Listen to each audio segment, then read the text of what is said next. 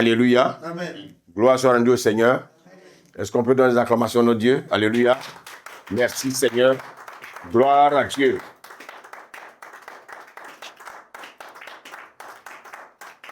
Alléluia. Vous savez, il y a une chose que Dieu a demandé à Abraham. Dieu a demandé à Abraham de quitter Chaldée, de quitter son pays, de quitter sa patrie et de quitter la maison de son père. Alléluia. Pour aller dans le pays que Dieu allait lui montrer. Mais de même aujourd'hui, Dieu réitère ça à notre génération.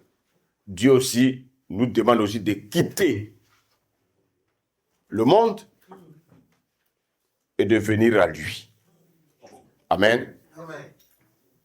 De venir à lui, c'est-à-dire de rentrer dans son royaume. Le royaume de Dieu, c'est ce royaume-là bien-aimé que nous devons espérer. Amen. Amen. Alléluia. Vous savez, dans la vie chrétienne, il y a 3 stades.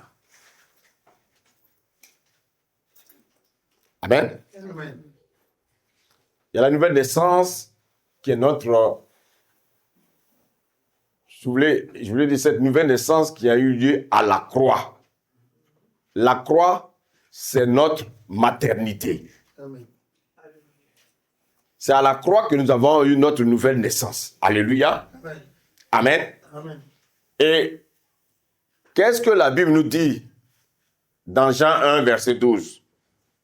À tous ceux qui l'ont reçu et à tous ceux qui croient en son nom. Donc vous voyez qu'en fait, il y a recevoir et puis il y a croire. Et quand on croit, la Bible dit que cela nous donne le pouvoir de devenir enfants de Dieu. Qu'est-ce que cela veut dire? Regardez, nous étions dans le monde. Nous écoutons l'évangile. Et cet évangile-là, c'est lorsque nous croyons que cela nous donne le pouvoir. Alléluia. Le Saint-Esprit nous donne le pouvoir de devenir enfants de Dieu. Donc, on voit qu'en fait, souvent on entend, nous sommes tous des enfants de Dieu. Nous ne sommes pas tous des enfants de Dieu. Il y en a qui sont des enfants du diable, mais on devient enfant de Dieu. Alléluia. Amen. Le diable s'est accaparé de certaines personnes. Mais Dieu, dans son amour, qu'est-ce qu'il fait? Dieu va, il arrache ses enfants entre les mains de l'ennemi pour que ceux-là deviennent ses enfants. Mais il faut aussi croire. Alléluia. Parce que Dieu ne nous force pas. Maintenant, lorsque nous croyons à l'évangile, lorsque nous venons au Seigneur, regardez ce que la Bible nous dit dans Romains 8, verset 16. Quelqu'un va me lire, s'il vous plaît? Romains 8, verset 16. Amen. Amen. L'Esprit lui-même rend témoignage à notre esprit. Donc, en fait, l'Esprit lui-même rend témoignage à notre esprit. Donc, le Saint-Esprit témoigne à notre esprit que nous sommes enfants de Dieu. Alléluia. Ça, c'est le premier stade. Maintenant, il y a un deuxième stade. Alléluia. Alléluia. Amen. Alléluia. Amen. Dans ce deuxième stade, Dieu veut que nous devenions des personnes mûres. Qu'est-ce que cela signifie? Nous avons accepté le Seigneur, nous sommes devenus ses enfants, mais Dieu ne veut pas que nous demeurons enfants. Donc, qu'est-ce qu'il va faire? Il va nous amener à la maturité. Et donc, pour atteindre cette maturité, il faut des enseignements. Alléluia. Nous avons besoin des enseignements. Et ces enseignements doivent nous rendre des personnes responsables. Le troisième stade, c'est quoi? Alléluia. C'est le stade d'être père. C'est-à-dire, on est bébé, on est enfant. Alléluia. Et puis, à un moment donné, il faut qu'on devienne des fils. Mais vous savez qu'est-ce qui est dangereux dans la vie chrétienne? C'est vouloir demeurer enfant.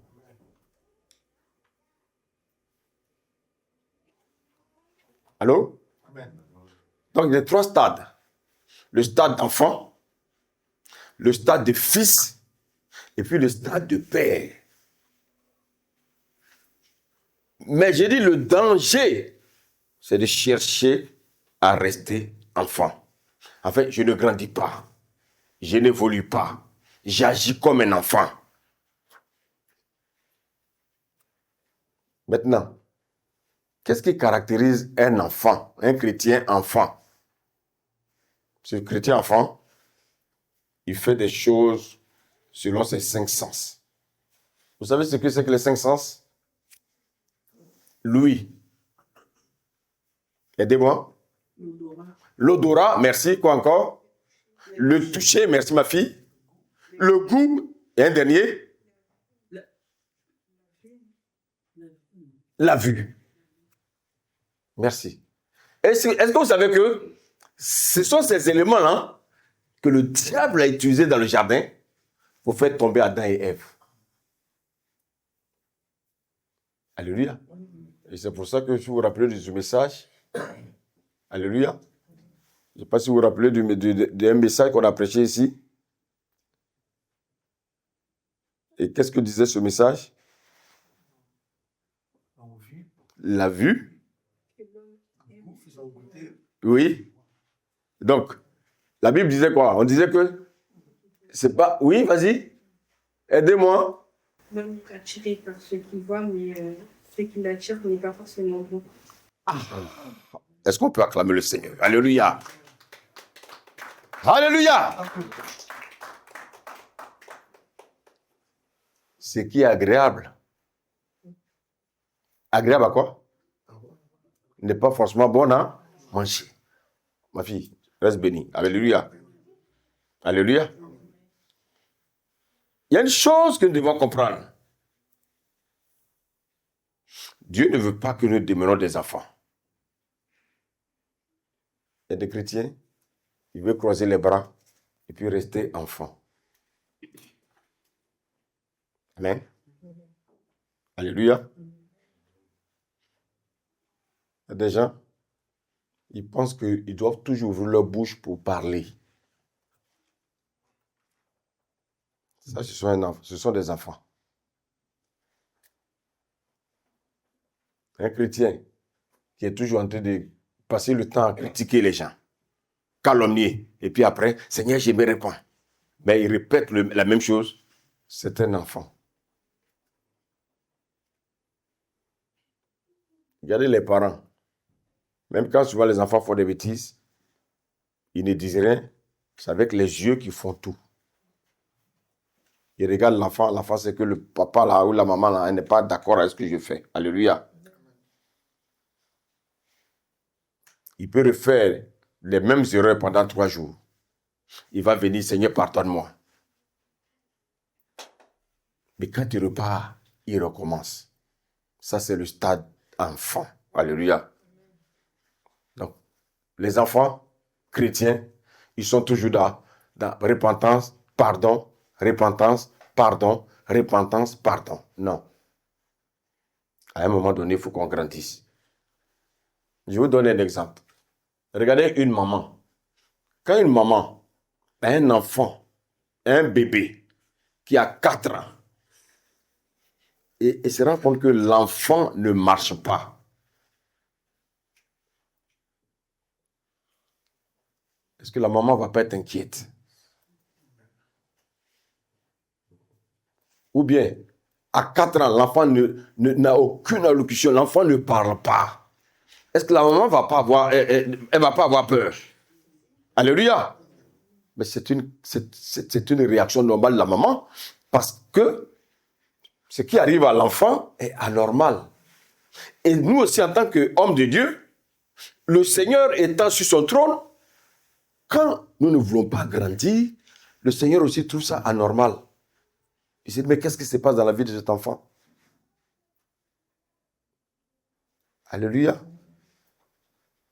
Alléluia.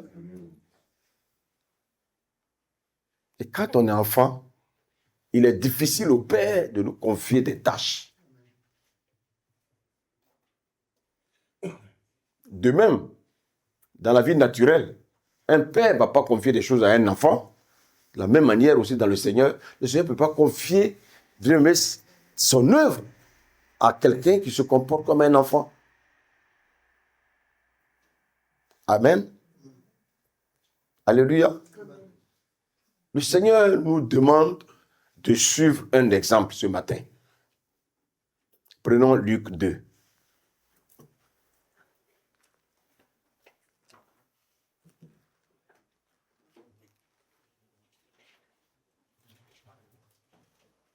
Luc 2. On va lire le verset 40. Amen. Amen. Luc 2, verset 40. Je lis la parole du Seigneur. Oui. Or, l'enfant croissait et se fortifiait. Or, l'enfant croissait et se fortifiait. Alléluia. Amen. Donc, un chrétien doit commencer enfant. C'est normal. Mais qu'est-ce qu'il doit chercher à faire? Alléluia. Il doit chercher à croître. Il doit chercher à se fortifier.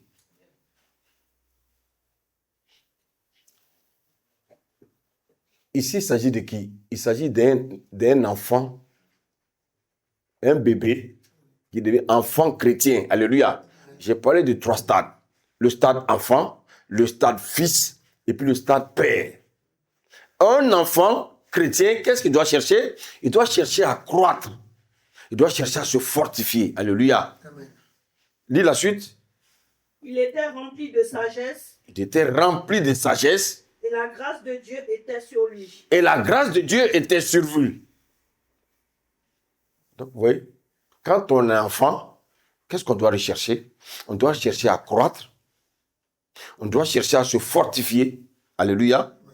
On doit rechercher la sagesse. Comment nous pouvons acquérir cette sagesse? C'est dans la méditation de la parole. Alléluia.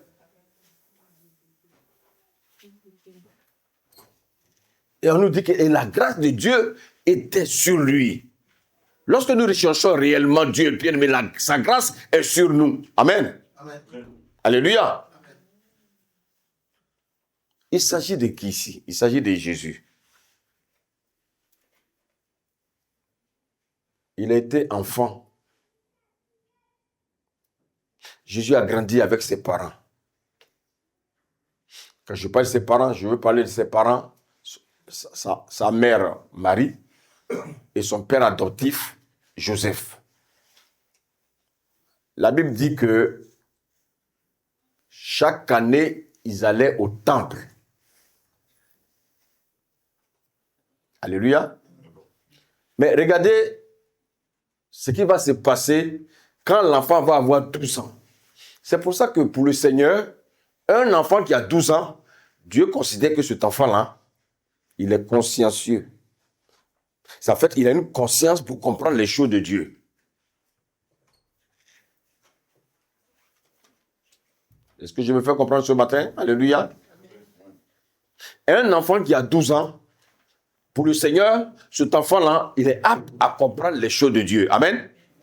Et c'est pour ça qu'on va lire pas à pas. On va lire à partir du verset 42 de Luc 2. Regardez ce que le Seigneur nous dit. Lorsqu'il fut âgé de 12 ans, ils y montèrent selon la coutume de la fête. Oui. Puis, quand les jours furent écoulés Mhm. et qu'ils s'en retournèrent, l'enfant Jésus resta à Jérusalem. Mhm. Son père et sa mère Oui. ne s'en aperçurent pas. Oui. Verset 44.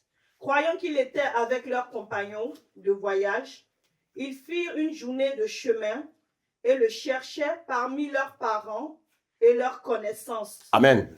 On va continuer. Jésus, à 12 ans, il est allé au temple. Ils sont allés à Jérusalem parce que n'oubliez pas qu'ils habitent Nazareth. Amen. Ils sont allés au temple pour aller faire les rituels dans le temple. Imaginez-vous, ses parents retournent. Ils n'étaient même pas conscients que Jésus n'était pas avec eux. Et c'est à un moment donné, ils vont se rendre compte que, où est l'enfant Jésus? Ils vont retourner sur leurs pas. Mais quand ils vont retourner sur leurs pas, regardez ce qu'ils vont constater. Continue. Verset 45. Mais ne l'ayant pas trouvé, ils retournaient à Jérusalem pour le chercher. Continue. Au bout de 3 jours, Au bout de 3 jours. Donc regardez, l'enfant est resté là-bas pendant 3 jours. Mais les 3 jours là, regardez, il n'est pas allé s'amuser.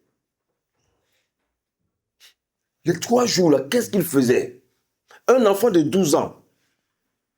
Continue. au bout de 3 jours, ils le trouvèrent dans le temple, assis au milieu des docteurs, Mon Dieu. les écoutant et les interrogeant.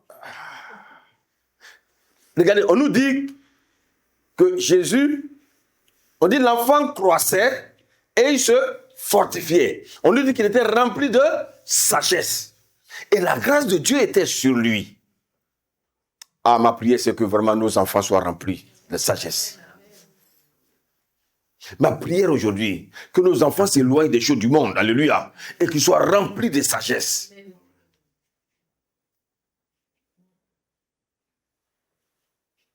Jésus, il était enfant, il était homme comme nous, là. Alléluia. Tu peux continuer la lecture, s'il te plaît? 47. Tous ceux qui l'entendaient étaient frappés de son intelligence et de ses réponses. Vous voyez, à 12 ans, quand il parle, les hommes sont surpris. Vous savez pourquoi? Parce qu'il était rempli de sagesse. Quand on cherche Dieu, quand on s'attache les choses de Dieu, Dieu ne peut que nous donner la sagesse. Faut que, quand on est rempli de sagesse, on ne parle pas comme ça dans le vide. Alléluia. On ne dit pas des paroles en désordre. Alléluia. Tout ce que nous disons est censé. C'est ce que Jésus faisait à 12 ans. Continue la lecture, s'il te plaît. Verset 48. Quand ses parents le virent, ils furent saisis d'étonnement et sa mère lui dit, Oui. mon enfant, pourquoi as-tu agi de la sorte avec nous? Voici ton père et moi, nous te cherchions avec angoisse. Oh. Il leur dit, pourquoi me cherchiez-vous? Ne saviez-vous pas qu'il faut que je m'occupe des affaires de mon père? Merci. Tu vas continuer. Alléluia. Donc, Jésus, vous savez, quand on écoute ici Jésus, l'homme charnel va se dire, mais comment il peut parler comme ça à ses parents? Alléluia. Mais ce que je voulais vous dire, il s'est rendu compte qu'en fait, il avait une filiation supérieure. Il avait une filiation qui était réelle. Regardez bien. Les anges, et ce que vous le disiez bien avant, les anges et Simeon ont rappelé en fait qui était cet enfant. Marie, la mère, savait qui était cet enfant. Joseph savait qui était cet enfant. Alléluia. Normalement, il ne devait pas être surpris de la réaction de Jésus. Parce qu'il n'est qu'un simple père adoptif. Donc, en fait, qu'est-ce que je vais vous faire dire, je vais vous faire comprendre ce matin? Nous ne sommes que des pères adoptifs pour nos enfants. Oh, est-ce que vous me suivez? Nous, les pères des familles, nous ne sommes que des parents adoptifs de nos enfants qui sont sortis bien-aimés de nos entrailles. Le réel père, la vraie filiation de nos enfants, c'est Dieu. Nous ne sommes que des canaux par lesquels les enfants sont venus au monde. Alléluia. Alléluia. Et donc, vous, ils ne comprenaient pas la réaction de Jésus. Jésus était dans le temple et il partageait la parole avec les docteurs. Les soi-disant docteurs de la loi. Et la Bible dit qu'ils étaient étonnés de son intelligence. Il était étonné de sa réponse. Voici pourquoi, vraiment, ma prière ce matin, il ne faut pas rester enfant.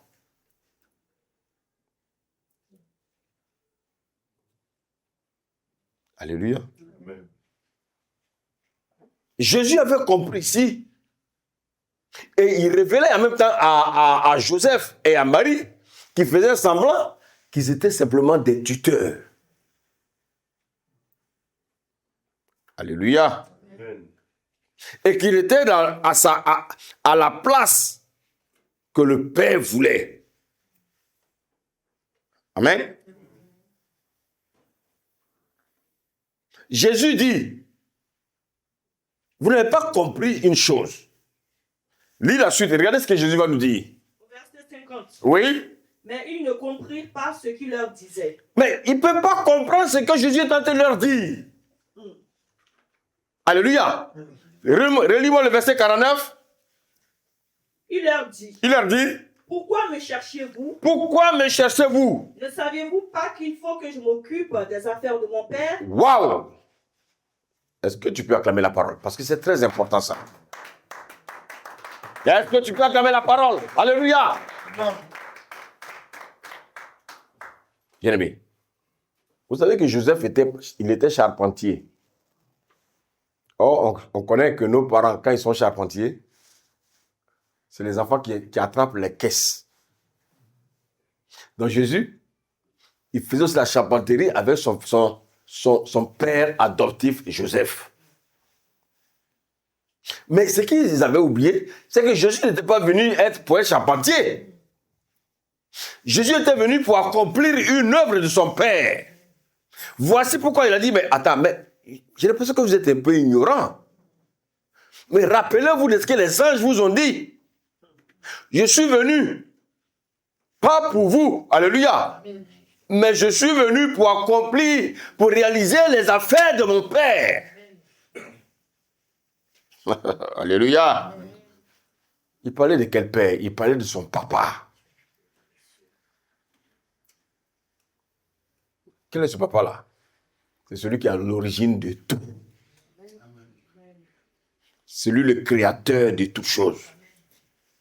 Il dit, je suis sur la terre pour m'occuper des affaires de mon Père. Je ne suis pas venu être charpentier. Je suis venu pour m'occuper des affaires de mon Père. Chrétien, écoute-moi. Si tu acceptes Jésus-Christ, et puis ta première préoccupation, ce sont les choses du monde. Ta première préoccupation, c'est de chercher l'argent pour être riche. Ta première préoccupation, c'est de avoir telle chose. Même tu n'as pas encore compris pourquoi le Seigneur t'a sauvé. Le Seigneur nous sauve pour que nous soyons ses serviteurs.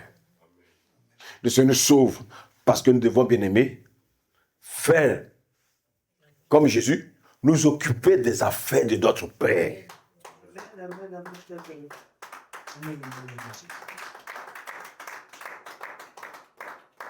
Alléluia.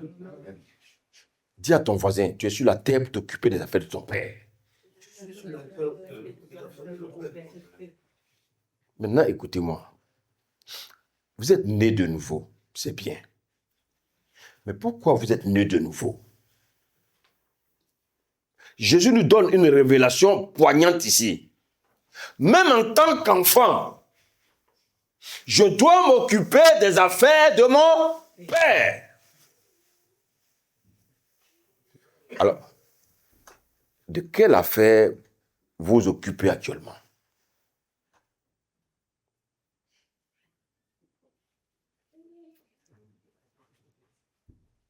Il faut que je m'occupe des affaires de mon Père. Alléluia. Mais regardez, quand il disait, il faut que je m'occupe des affaires de mon Père, est-ce que ses parents adoptifs ont compris? Lis le verset 50. Mais ils ne comprirent pas ce qu'il leur disait. Ils ne peuvent pas comprendre. Les enfants spirituels ne comprennent pas les choses spirituelles. Quand on est enfant en Christ, il est difficile de comprendre les choses spirituelles. Voici pourquoi il faut chercher à grandir. C'est pour ça que, bien aimé, quand vous venez dans l'assemblée, quand il y a les enseignements, il faut noter tout ce qu'on vous dit. Parce que c'est ça qui va vous amener à grandir. Allô? Amen. Mais vous croyez que comment nous avons fait pour grandir? Nous avons grandi parce que, bien aimé, quand on est là à l'église, on notait tout ce qu'on entendait.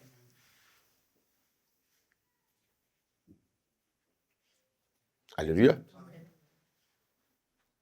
Tout enfant de Dieu, arrivé à un certain âge, je ne parle pas d'appel de pasteur, d'appel de prophète, tout ça. Ce n'est pas de ça que je parle.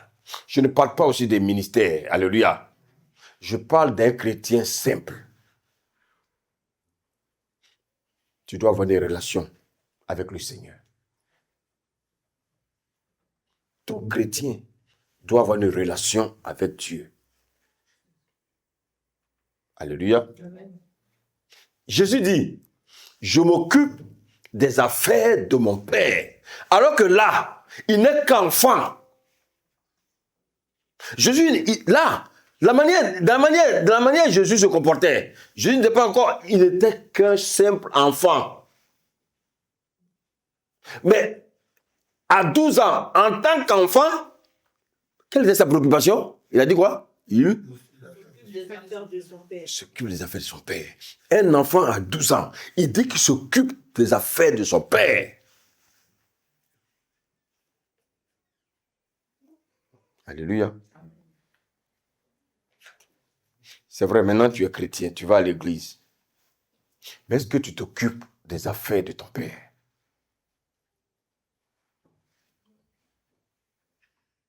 Allô?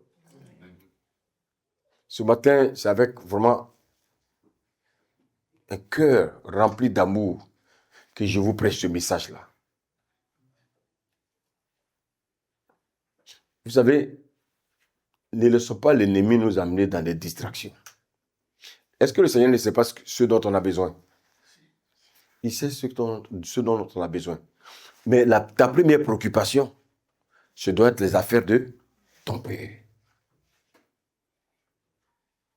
Il faut que tu t'occupes des affaires de ton père. Arrête de t'occuper de tes affaires. Occupe-toi d'abord des affaires de ton père. Maintenant, regardez, l'enfant, quand il était enfant, la Bible dit, non seulement il croissait, mais il se fortifiait, il était rempli de sagesse parce que la grâce de Dieu était sur lui. Amen. Maintenant, regardez le verset 52. Et Jésus croissait en sagesse, Oui. en stature. Amen. Alléluia. Est-ce que quelque chose a changé? Donc, vous voyez, la Bible dit qu'il était rempli de sagesse. Maintenant, il croissait en sagesse. Non seulement il croissait en sagesse, mais quoi encore? En stature. Or, la volonté de Dieu, c'est que nous atteignions la stature parfaite de Christ. Je vous donne un exemple. Regardez. Regardez cette bouteille. Quand on devient chrétien, regardez comment nous sommes. Regardez, vous voyez l'eau. L'eau qui est dedans. Plus on grandit, l'eau se remplit. Quand on parle de la stature parfaite, c'est-à-dire que le Seigneur veut que nous atteignions. Quand on est enfant, bébé, enfant, alléluia. Donc quand on parle de la stature parfaite, c'est-à-dire la bouteille est pleine d'eau. Voilà ce que le Seigneur attend de nous. Est-ce que vous avez compris l'exemple que je lui ai donné? Quand quelqu'un devient chrétien, il est enfant. Il y a des choses qu'il ne peut pas tout comprendre. Alléluia. Donc, vous voyez, en plus il grandit, plus la bouteille se remplit. Plus il écoute les enseignements, plus il met la parole en pratique, comme le serviteur l'a dit tout à l'heure, plus il grandit. Il croit, jusqu'à ce que la bouteille soit pleine. Voici ce que le Seigneur attend de nous. Est-ce que tu peux acclamer le Seigneur ce matin? Alléluia.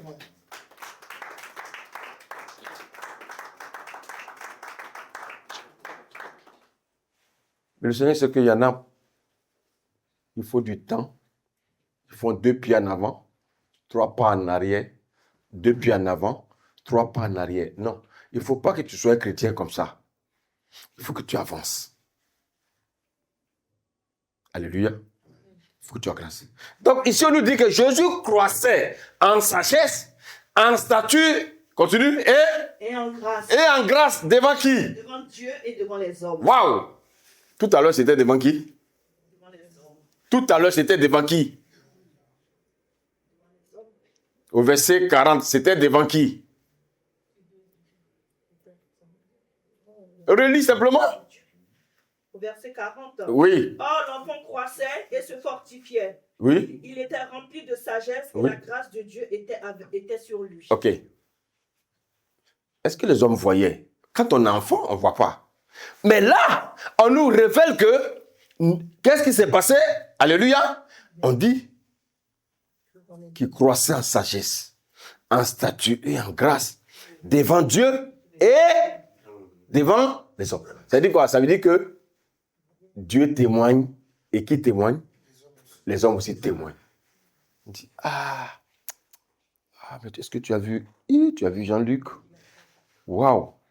Mais tu as vu le changement? Donc, vous voyez que Dieu témoigne pour Jean-Luc, alléluia, et les hommes aussi qui sont autour témoignent également du changement dans la vie de Jean-Luc.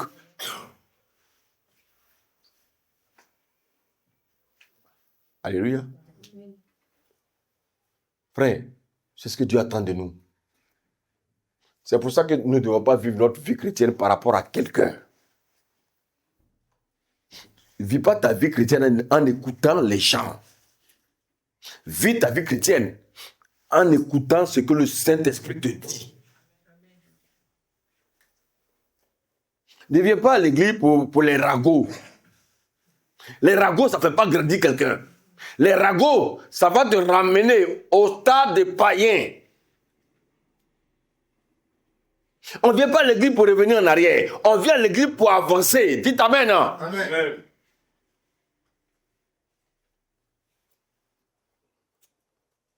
Alléluia. Jésus, il va quitter le stade d'enfant pour atteindre un autre stade qu'on va voir tout à l'heure. Mais malheureusement, beaucoup d'enfants de Dieu, ils viennent, ils sont enfants. Mais au lieu de devenir, au lieu de progresser, bien aimé, à un moment donné, ils deviennent des enfants charnels. Non. Non. Fais comme Jésus. Il croissait en sagesse, en statut. Donc vous voyez qu'il grandissait spirituellement. Un chrétien doit grandir spirituellement. Mais comment tu peux grandir spirituellement si tu n'aimes pas la parole de Dieu? Comment tu peux grandir spirituellement quand tu ne pratiques pas la parole? Comment tu peux grandir spirituellement?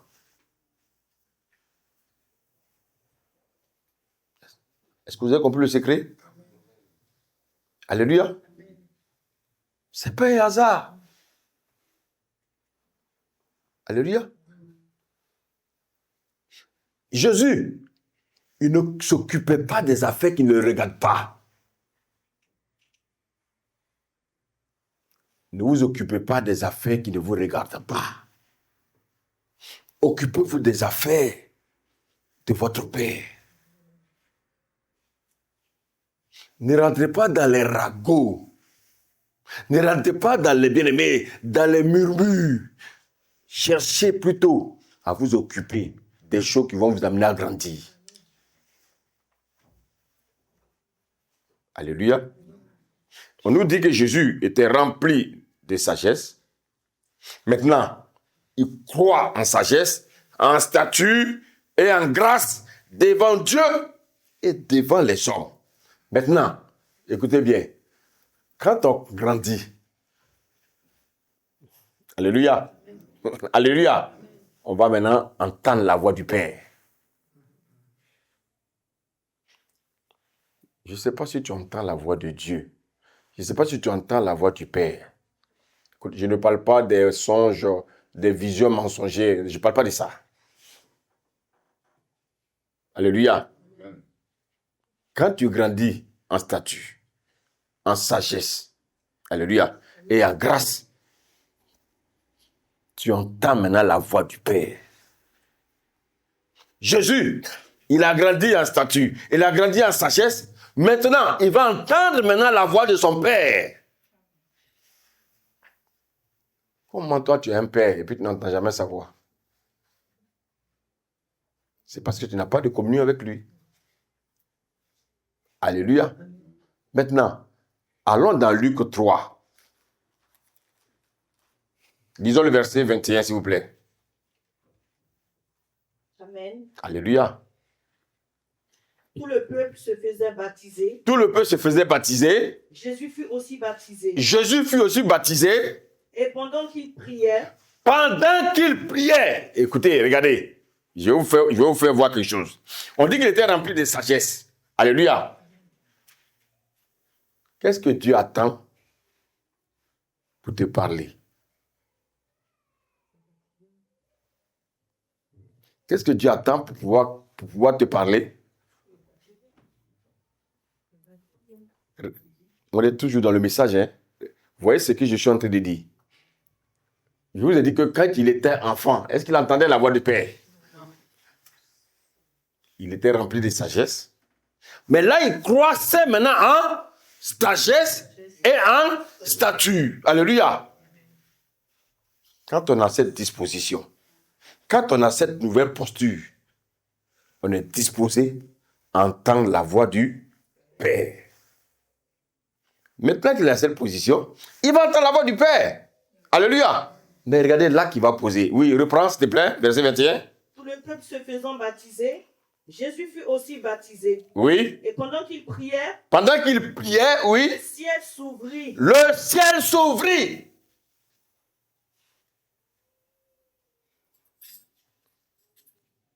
Allô? Quand il était enfant, est-ce qu'il priait? Donc, tu sais pourquoi tu ne pries pas? Tu sais pourquoi tu n'as pas de vie de prière? Parce que tu fais comment? Un enfant.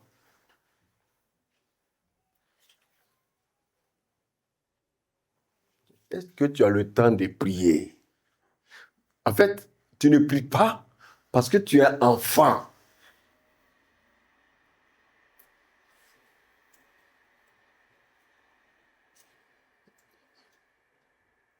Combien de temps tu passes dans la prière? Les gens ne prient pas. Ils disent qu'ils vont à l'église, mais ils n'ont pas de vie de prière. Pourquoi? Parce qu'ils sont enfants. Quand Jésus était enfant, il ne priait pas. Regardez, il avait 12 ans. Entre 12 ans et 30 ans, on n'en a plus parlé de Jésus. Mais dans le secret, il s'occupait des affaires de son père. Alléluia. Alléluia. Entre 12 et 30 ans, il a mis scotch sur sa bouche. Jésus ne dit pas des choses comme ça au hasard, non. Il dit qu'il est venu pour s'occuper des affaires de son père. Donc Jésus cherchait à avoir une disposition pour que Dieu puisse l'utiliser afin de réaliser les affaires de son père. Maintenant, le temps est arrivé. Là, il a 30 ans. Là, il a 30 ans. Alléluia. Abbé dit quand il va prier. Lis la suite.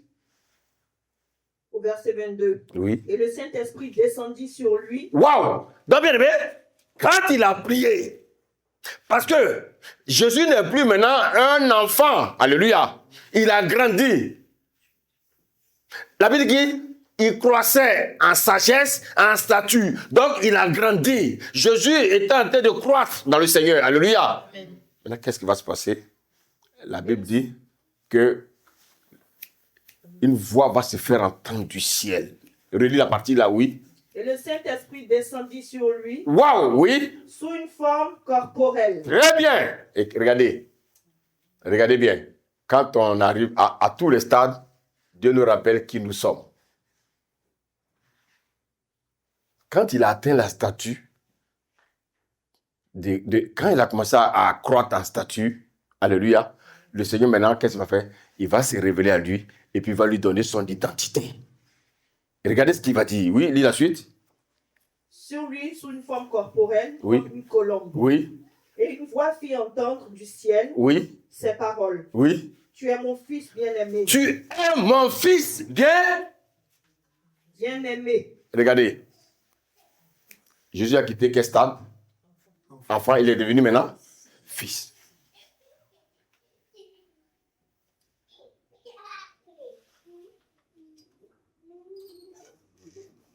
Allô? Jésus a quitté le stade d'enfant et il est devenu fils.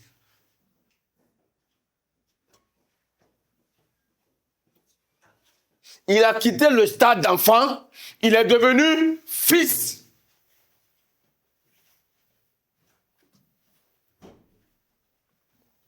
Alléluia. Maintenant, regardez. Est-ce que quelqu'un peut me dire, ici, pourquoi Jésus est appelé là, fils de Dieu?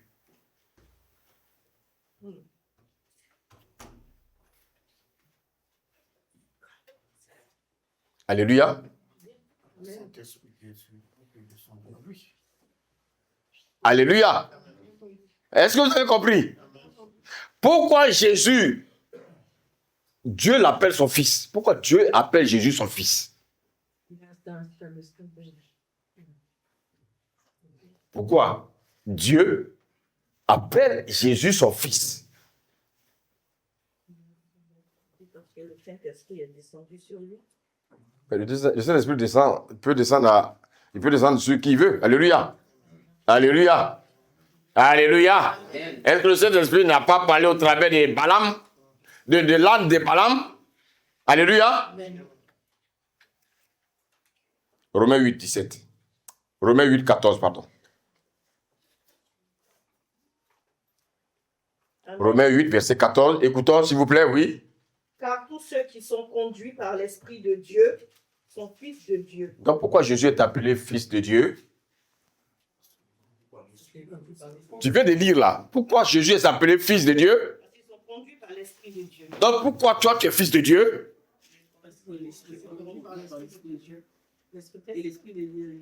Pourquoi je peux t'appeler fils de Dieu? Parce que je suis conduit par lui. Si tu désobéis à la parole de Dieu, tu es fils de Dieu? Ok.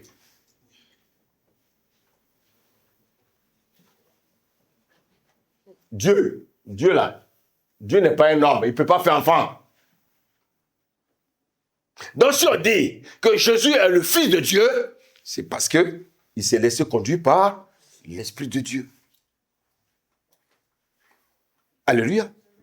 Quand je dis Franck est un enfant de Dieu, Franck est un fils de Dieu, c'est parce que Franck se laisse conduire par l'Esprit de Dieu.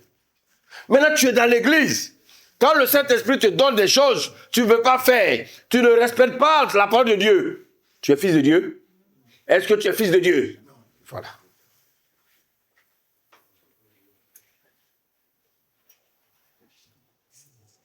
Alléluia. Alléluia. Amen. Je suis fils de Dieu parce que je me laisse conduire par le Saint-Esprit. Je ne suis pas fils de Dieu parce que je viens à l'église. Je suis fils de Dieu parce que je laisse le Saint-Esprit conduire ma vie. Alléluia. Autrefois, c'est Satan qui conduisait ma vie. Voici que j'étais enfant de Satan. Mais depuis que je laisse le Saint-Esprit conduire ma vie, je suis devenu fils de Dieu. Regardez, quand on est enfant de Dieu, on n'a pas encore atteint cette statue. Alléluia. Alléluia. Amen. Mais quand on atteint la statue, on grandit. À un moment donné, on commence à entendre la voix de Dieu. Alléluia. Un bébé, même quand il parle, on ne comprend pas ce qu'il dit. Alléluia. Jésus a compris que maintenant, il est venu pour faire les affaires de son Père. Mais pour pouvoir faire les affaires de son Père, il a besoin maintenant d'être équipé. Il va entendre la voix du Père. Et le Père va lui dire, maintenant, mon fils bien-aimé, c'est moi maintenant qui te conduis. Dans mes affaires que tu dois réaliser, moi je te conduis. Alléluia. Amen. Alléluia. Lisons Jean 6, 38. Jean 6, verset 38. Regardez ce que la parole de Dieu nous dit. Jean 6, verset 38. Oui. Car je suis descendu du ciel. Qui est descendu du ciel? Alléluia. Continue. Jésus dit qu'il est descendu du ciel, pas pour venir chercher les choses de la terre, mais il est venu pour faire quoi? Continue. Non ma volonté. Non ma volonté. Beaucoup de personnes viennent à Dieu et ils veulent encore faire leur volonté. Quand on vient à Dieu, on fait quoi? Mais la volonté de celui qui m'a envoyé. Ah, maintenant je vous pose la question. Qui t'a envoyé? Vous savez, souvent les gens pensent que quand ils sont assis à l'église, ils pensent que c'est par leur force qu'ils sont là. Si tu es assis là, c'est parce que le Seigneur lui-même t'a conduit là. Dis Amen. Amen. La Bible dit que personne ne vient à moi si le Père ne l'attire. Et souvent les gens pensent que c'est par leur propre force qu'ils sont à l'église. Non. Alléluia. Amen. Regardez, un fils. Quelle est sa première préoccupation? Un fils, il est différent d'un enfant. Un fils, on peut lui confier des responsabilités. Maintenant, quelle est la différence entre un fils et un enfant? Un fils ne passe pas son temps sur Facebook. Allô? Amen. Je ne dis pas qu'il ne peut pas aller sur Facebook. Amen. Mais il ne passe pas son temps sur Facebook. Il ne faut pas qu'on soit des hypocrites. Un enfant, il passe son temps sur Facebook. Un enfant, il passe son temps sur TikTok. Un enfant, il passe son temps sur les choses de la terre. Un enfant, tout ce qui le préoccupe, ce sont les bien-aimés, les choses terrestres. Mais un fils, ce qui le préoccupe, ce sont les choses du Père. Un fils, il a le temps de méditer la parole. Un fils, il a le temps de prier. Un fils, il a le temps, bien aimé, d'être à l'église. Mais un enfant, il a toujours le temps pour s'échapper. Or, je voulais vous faire comprendre une chose. Écoutez-moi bien, s'il vous plaît. Le Seigneur ne vient pas chercher des enfants. Il vient chercher des fils. Dites-moi, à qui on peut donner un héritage? Un fils. Un bébé, on peut lui donner un héritage? Voilà. Donc, bien aimé, il faut que vous compreniez les choses de Dieu. Un fils, c'est celui qui se préoccupe de l'œuvre de Dieu. Un fils, c'est celui qui se préoccupe, bien aimé, de la parole de Dieu. Un fils, c'est celui qui se préoccupe, bien aimé, des choses de Dieu. Alléluia. Alléluia. Amen. Alléluia. Amen.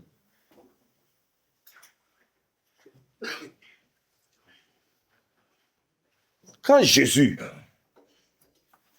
a été baptisé, le Saint-Esprit a confirmé que celui-là est mon fils bien-aimé, en qui j'ai mis toute mon affection, c'est-à-dire toute ma plénitude. Dites-moi, un enfant de Dieu passe son temps à critiquer. Quand, attends, dis-moi, toi tu es rempli du Saint-Esprit, tu vas passer le temps à critiquer. Tu es rempli du Saint-Esprit, tu vas passer ton temps à calomnier. Tu es rempli du Saint-Esprit, tu vas passer ton temps, bien-aimé, dans les choses, bien-aimé, qui ne valent pas la peine. Des choses négatives. Non.